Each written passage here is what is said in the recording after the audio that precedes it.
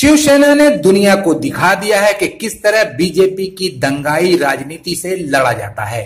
शिवसेना ने दिखा दिया है कि बीजेपी हर उस पार्टी और व्यक्ति से डरती है जो उस पर पलटकर वार करता है।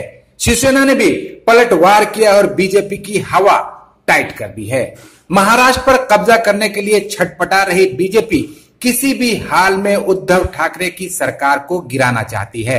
इसके लिए बीजेपी ने पहले तो राज ठाकरे को हथियार बनाया, अब उसने निर्दलीय सांसद नवनीत राणा और उनके पति निर्दलीय विधायक रवि राणा को बलि का बकरा बनाया है, जिन्होंने बीजेपी की शह पर आकर ये ऐलान कर दिया कि वो दोनों मुख्यमंत्री उद्धव ठाकरे के घर के बाहर हनुमान चालीसा का पाठ करेंगे। उनके इस ऐलान ने ही उनकी लुटिया डुबो दी है। दोनों पति पत्नी जेल की हवा खा रहे हैं।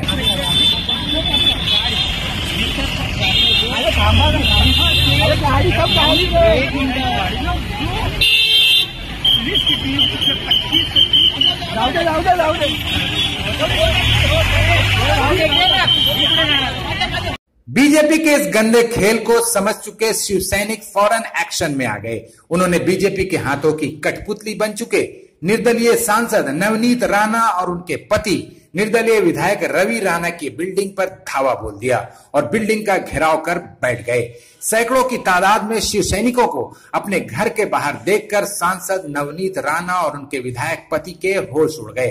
शिव सैनिकों के डर से उन्होंने उद्धव ठाकरे के घर हनुमान चालीसा पढ़ने का ऐलान फौरन वापस ले लिया, पर शिव सैनिक इससे कहां मानने वाले थे। उन्होंने बीजेपी और उसके कठपुतली नवनीत राणा और रवि राणा की बैंड बजा दी। वहीं मुंबई पुलिस ने राज्य में शांति भंग करने के आरोप में सांसद नवनीत राणा और उनके पति निर्दलीय विधायक रवि राणा को गिरफ्तार कर जेल भेज दिया है।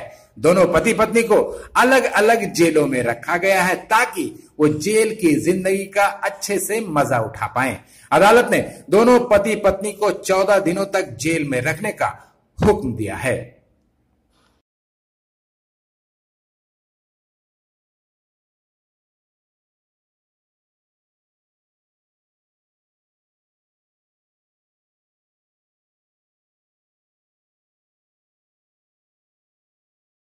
बीजेपी के जरिए निर्दलीय सांसद नवनीत राणा और उनके पति निर्दलीय विधायक रवि राणा के जरिए सीधे उद्धव ठाकरे को निशाना बनाए जाने की इस घटना से पूरी शिवसेना में बवाल मचा हुआ है। शिव सैनिक बीजेपी को माफ करने के लिए तैयार नहीं है। बीजेपी की इस खेल के मास्टरमाइंड किरीट सोमैया पर शिव सैनिकों ने 2 बार हमला किया और उनको जमकर रगड़ा है। शिव सैनिकों ने ऐलान कर दिया है कि बीजेपी ने हमें और हमारे नेता को छेड़ने की शर्मनाक हरकत की है, जिसकी सजा उसे देकर रहेंगे।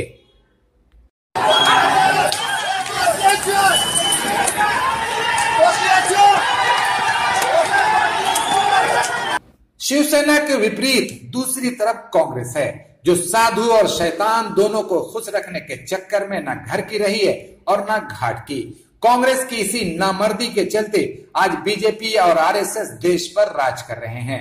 बीजेपी बार बार कांग्रेस के घर में घुसकर हमले कर रही है, लेकिन कांग्रेस के नेता और मुख्यमंत्री खामोशी से तमाशा देख रहे हैं। न्यूज 18 के फसादी एंकर अमन चोपड़ा के खिलाफ राजस्थान में कई एफआईआर दर्ज हो चुके हैं, लेकिन राजस्थान की कांग्रेस सरकार की पुलिस ने इस जहरीले एंकर को अभी तक गिरफ्तार नहीं किया है।